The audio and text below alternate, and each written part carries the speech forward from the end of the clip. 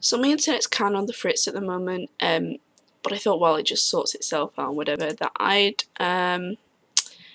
give a review on True Blood season 5 as a whole. Because I have watched, for example, individual episodes of Buffy, but then have given my thoughts on the series and how I thought it was. So, considering I've done 12 reviews of True Blood season 5, I thought, you know what, I might as well just wrap the whole thing up, and then this True Blood thing can continue on next year with season 6. So, I want to say that I think some people feel that I'm getting really angry over True Blood, and I'm sorry if that comes off in my videos, but the way I am when I watch something, obviously all the feelings are kind of like fresh, and then I give my thoughts on it. Sometimes I can get a bit excited. The way that I come off in my videos, I don't intend to be angry, because honestly I just do these reviews and then I make the video, upload it to YouTube, and then I don't think about it again until, you know, the next episode comes out or something. So yeah, I'm sorry if you guys think that I'm angry about it or irritated. I'm not. When I watch the show, I think, oh, why did this happen? Was that really necessary? And yeah, I try not to use violent language, but in the last episode of True Blood, I kind of feel that I did. So again, I apologise for that, and it wasn't my intention at all to come off as like someone who was raging over, you know, a TV show, because honestly, that's really not my personality at all. I try to look at things with a calm head, try to be as unbiased as possible, and try to be fair and honest. So yeah, so hopefully with this in mind, let's talk about True Blood season 5. So I've watched True Blood ever since it started to come out. I think I watched halfway through the first season, I caught up, and then I watched season 2 as it was coming out, obviously season 3, season 4, and now season 5. So for about 4 or 5 years I've been following the show. I've read all the books and everything like that, like I said before, I think. So I'm pretty knowledgeable, I'd say, on the series and the characters and what happens. Um, and as such, I'd say that overall I do enjoy the show. I really do. I think it's fresh. I think it does something different in a popular genre. Of course, it's vampires. You have films like Daywalk. No, it's not Daywalkers. That, I can't remember what it was, but a vampire film where everyone's a vampire in the world, and you know, obviously vampires are a thing. And while all the people in the world in True Blood aren't vampires, vampires are very much out the closet, and they are involved in politics and social issues and whatnot. So yeah, this is why I like True Blood, because I feel that at the beginning it had a sense of realism, and as the show went on, season 2 is definitely my favourite. I think it really hit a really good point. I didn't have too many characters, didn't have too many storylines. Everything was kind of relevant. Everything kind of helped tie into what was going on at the time. You had the main villain, who was Marianne. You had, you know, the extra storyline with the vampires and Suki going to find Godric. You had the Fellowship of the Sun, and it all tied in really, really nicely towards a really great finale, to make way for season 3. Season 3 was kind of, I feel it was kind of a train wreck. Season 4 was just, it was kind of boring. The witches were a nice thing, but since they kind of dropped them in season 5, I feel that perhaps season 4 could have gone in a bit of a different direction.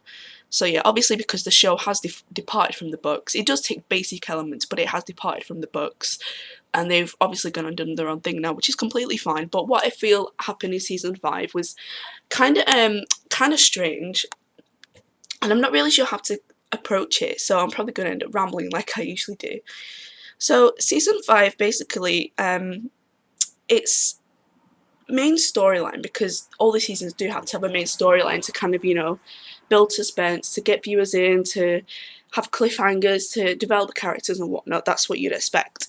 I can't remember what happened in the 5th book. I'm not exactly keen on going back and looking. I can probably check it up afterwards, but if it wasn't, you know, anything amazing, then there's a reason why it probably hasn't stuck in my mind. But yeah, season 5 basically is about Bill and Eric having killed Nan Flanagan, who was like a representative for the authority, who's kind of the vampire authority, who declares what goes on, decrees what happens, who dies. Kind of basically is like a government, I guess, for the vampire community, and handles human vampire relations and stuff like that.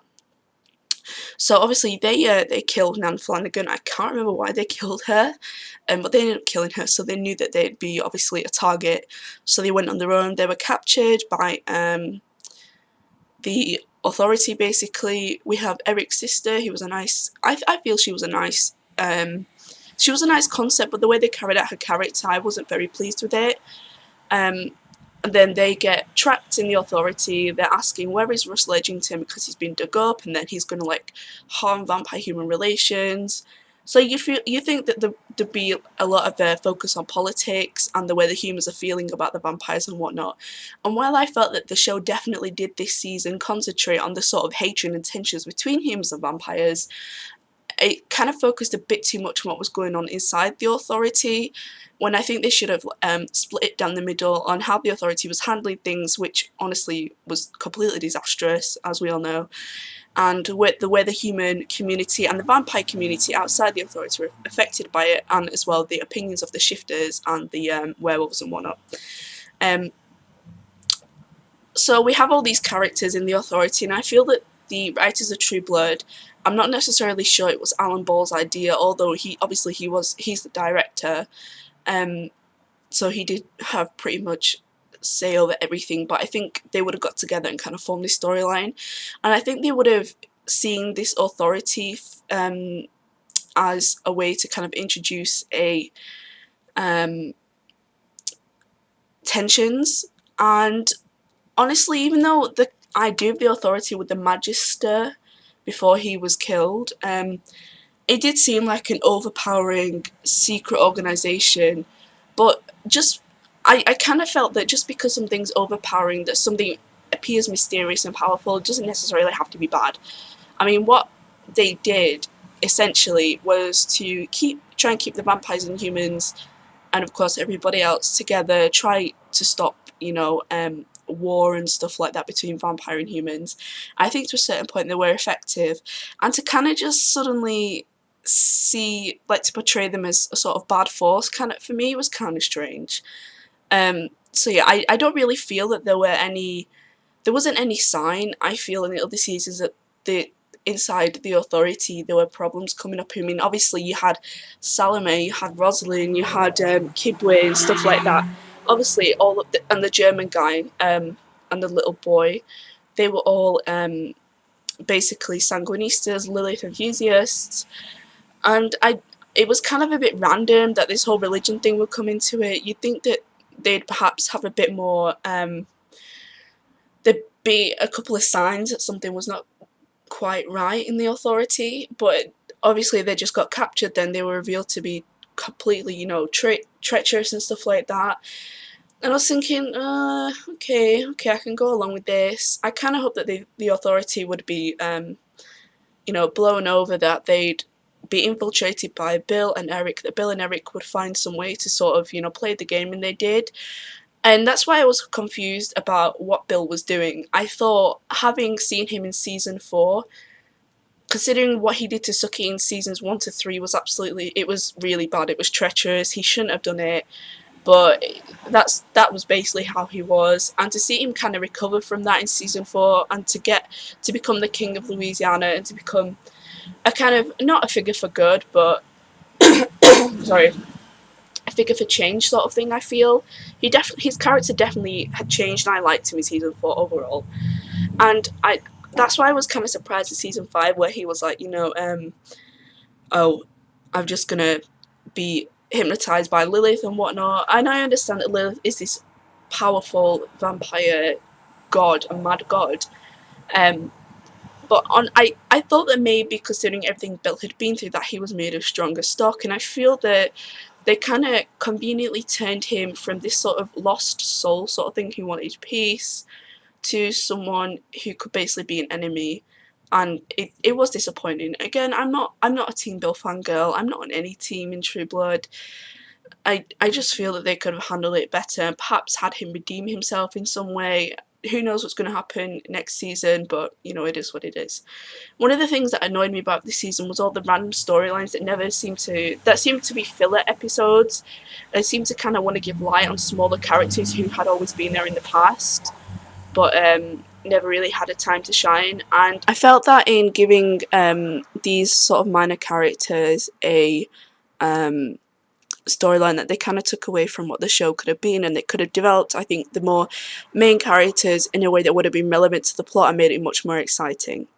So yeah, that was kind of my gripe with these whole little storylines. I didn't really need to know about Terry.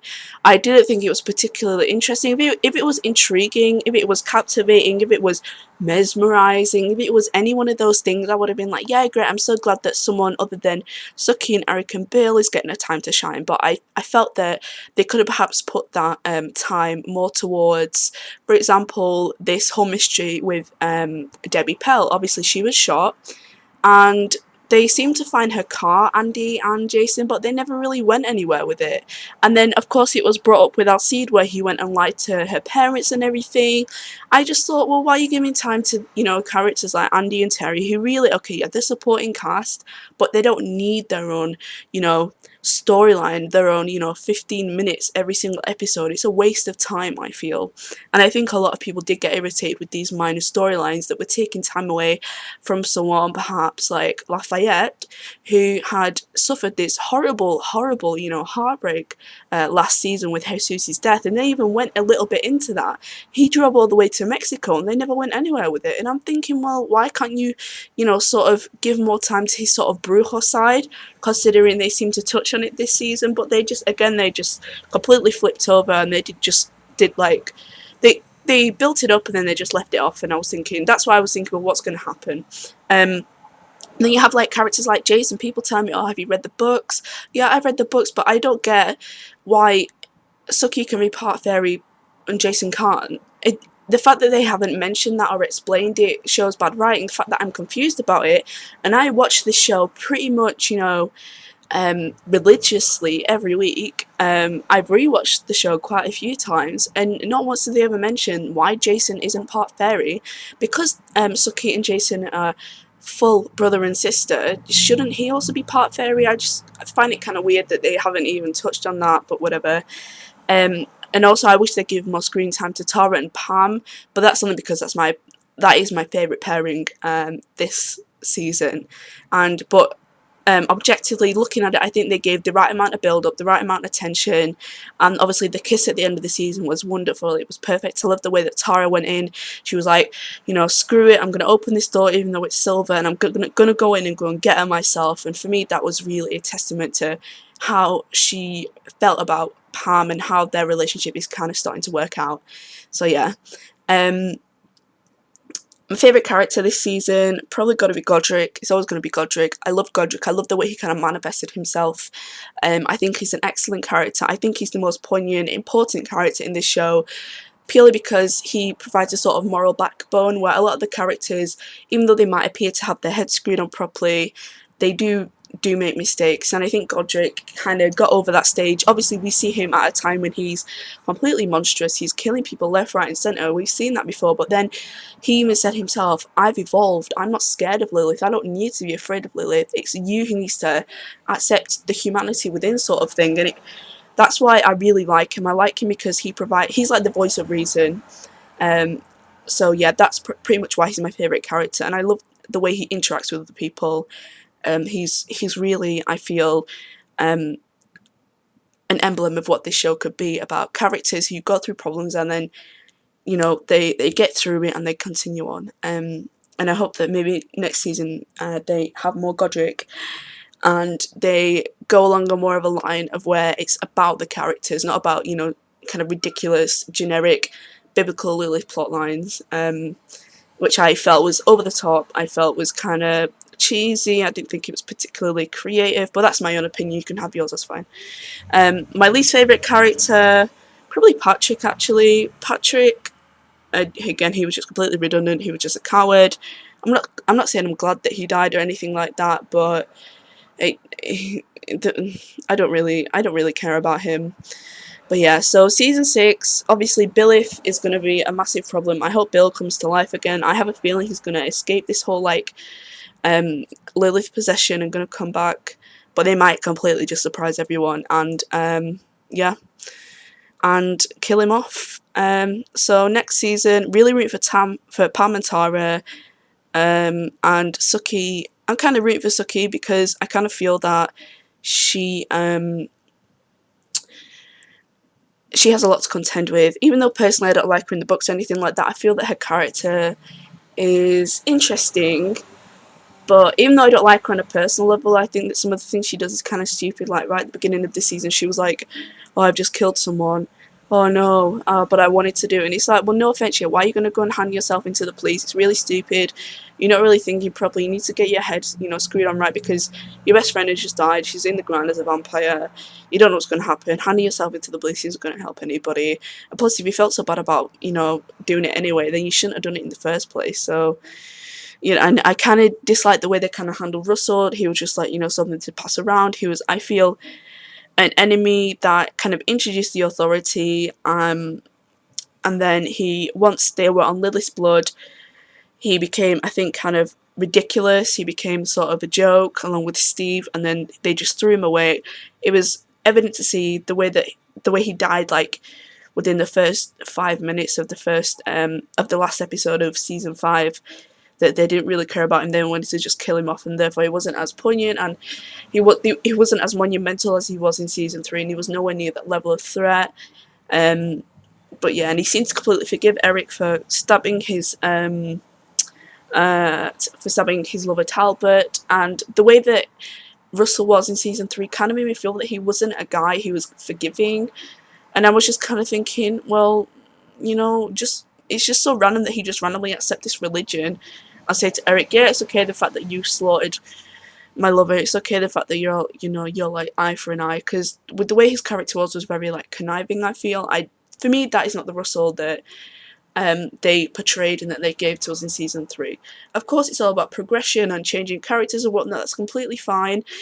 But I feel it's just another example of them pulling something out of their ass, and I don't want them to continue doing this in season 6. I want them to look at what they had, to look at their best season, which in my opinion was season 2, to look at the way the characters interacted, to look at the kind of simplistic storyline that was heartfelt, that did have all this emotion behind it, but was also very malevolent with the Fellowship of the Sun. They absolutely hated vampires. So the way that the tension between humans and vampires right now, with the True Blood batches being bombed and then vampires attacks going through the roof, and newborn vampire rates going right through the roof and everything like that, they could sort of bring that back, I feel. Also, I'd really like to see Steve Newlin's wife, Sarah Newlin, she called, see how she feels about him suddenly being a gay vampire. I bet she'd have a shock. But most of all, what I'd like to see is more Godric, because I love Godric. I love to see his past between Godric and Eric. I love to see more Pam and Tara. I really want to see Tara at a point she is now, where she's in the other season, she was very much dragged down by her mother, by her past, by her relationships, by Marianne, by eggs and stuff like that, by her infatuation with Jason, and now she's a vampire. I think she has, even though it's a literal power she's got, it gives her the strength and the confidence to go forward, which we see definitely in this season. She kicked so much ass, and I was definitely rooting for her. So I want to see her kind of use her past with her mother and the sort of abuse she suffered as a springboard to become, to go into bigger and better things. I think they should have. I think they should show a side of Pam that's more maternal, more loving, but also to continue making her be a badass.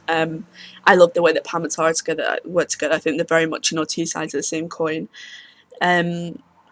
Suki, I hope Suki with this whole fairy thing gets it resolved. I want to see what happened with Warlow. People saying that this image of Warlow looks like Eric, so maybe it is. I kind of have suspicions it might be, but it could not be. It might even be Bill, who knows? Because I know that it was water fairies, I think, in the book, who killed her parents, but obviously it's a vampire now. So I just want to see who it is. And yeah, I want to see what happens with Alcide. I want to see with his pack. If they could boost that storyline a little bit, it'd be more interesting. And yeah, I think that's pretty much it. So, did I like True Blood season 5? It was alright. Some bits were stellar, some bits were kind of stupid. Some bits I was really indifferent about. Watch it if you're a True Blood fan, but nah, it's not anything, you know, you're gonna die if you miss out on. So yeah, see you later.